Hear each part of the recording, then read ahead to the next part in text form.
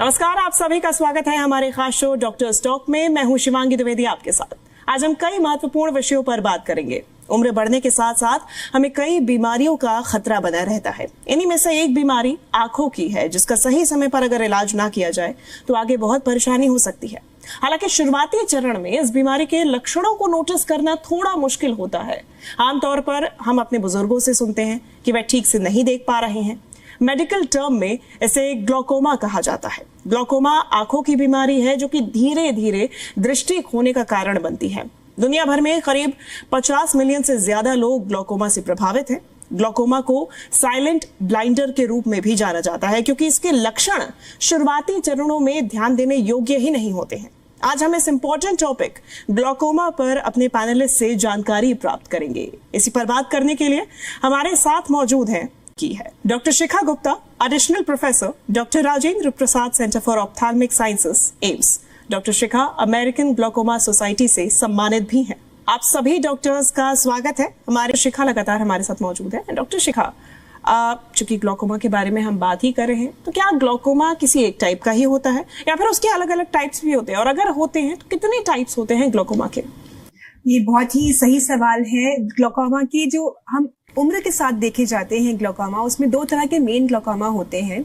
एक तो होता है खुला एंगल वाला, जो हमने देखा तरल पदार्थ जो हमारी आंखों को हमारे न्यूट्रिशन देता है, हमारी आंखों में जो वाइब्रेंट सारे न्यूट्रिएंट्स प्रोवाइड करता है, वो पैदा होता ही है और उसका ड्रेन करने का भी, निकलने का भी एक रास्ता होना चाहिए।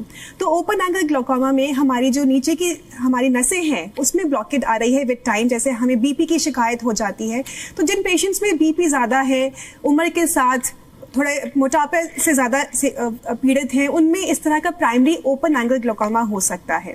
दूसरा तरह का होता है कि एंगल क्लोजर ग्लूकोमा, जिसके अंदर रास्ता ही ब्लॉक हो रहा है उस तरल पदार्थ या एक्वस ह्यूमर के आंखों के बाहर निकलने का, ड्रेनेज रुक गई है।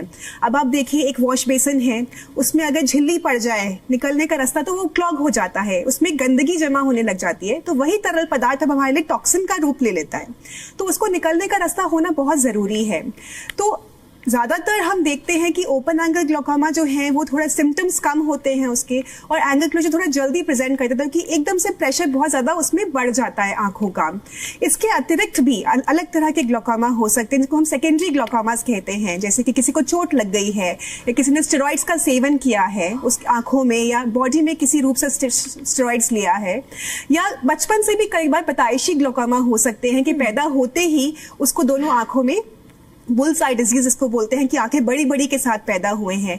कभी एलर्जी की वजह से भी कई पेशेंट्स को उसमें ड्रॉप्स डालने की वजह से ग्लूकोमा हो सकता है। ये सारे सेकेंडरी ग्लूकोमास होते हैं, और कोई ना कोई प्री डिस्पोजिंग फैक्टर होता है जिसकी वजह से ग्लूकोमास होते हैं। आमतौर पर इस तरह से हम डिवाइड कर सकते हैं ग्लूकोमा को। ट्रीटमेंट्स की अगर हम बात करें डॉक्टर शिखा, तो ग्लूकोमा पेशेंट्स के लिए क्या ट्रीटमेंट्स उपलब्ध हैं, और आमतौर पे कितना आसान है इन ट्रीटमेंट्स को एक्चुअली पाना भी?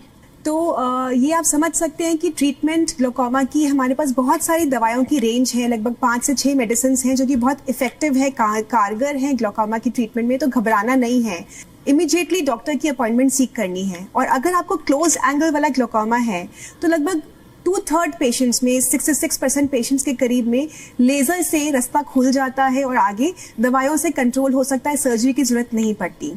अगर हम देखें एज रिलेटेड जो प्राइमरी ओपन एंगल ग्लूकोमा जिसकी हम बात कर रहे थे, तो लगभग 90% पेशेंट्स ऐसे हैं जो दवाई जिनको इफेक्टिव रहेगी, आगे सर्जरी की जरूरत नहीं पड़ेगी।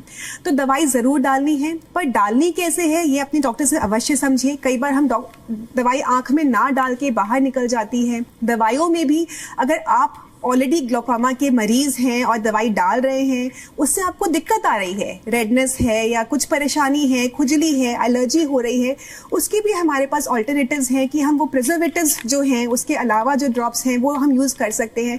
दवाई का सब्स्टिट्यूट चेंज कर सकते हैं, दवाई की मॉलिक्यूल चेंज कर सकते हैं। तो हर चीज़ का सोल्यूशन है, पर दवाई छोड़नी नहीं है, कंप्लायंस अपनी बनाए रखनी है, डॉक्टर से समय समय पर टेस्ट करवाते रहना है, तो इसका इलाज संभव है। नज़र वहीं पे बचाना, जितना आपका नजर रह गया है उसको वहीं पे रोकना बिल्कुल पॉसिबल है।